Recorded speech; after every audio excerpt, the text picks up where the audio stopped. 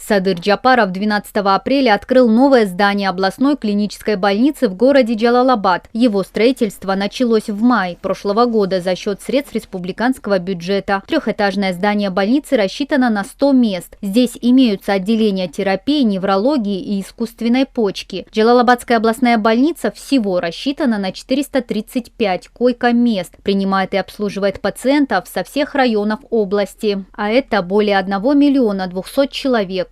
Мамлекет элдин денсаулыгына кам көрүү багытында биринчи кезекте алдын алуу иштерине көңүл бурууга жана мына ушундай заманбап медициналык имараттарды курууга милдеттүү.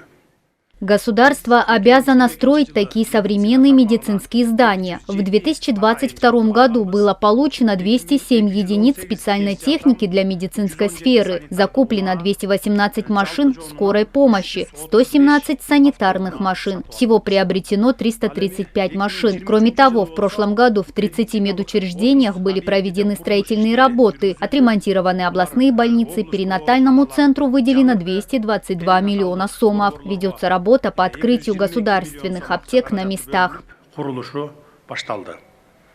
Кроме того, в прошлом году в Джалалабадской области были введены в эксплуатацию 12 фельдшерско-акушерских пунктов. Президент Садыр Джапаров осмотрел новое здание, ознакомился с установленным специализированным оборудованием для гемодиализа и побеседовал с медицинским персоналом.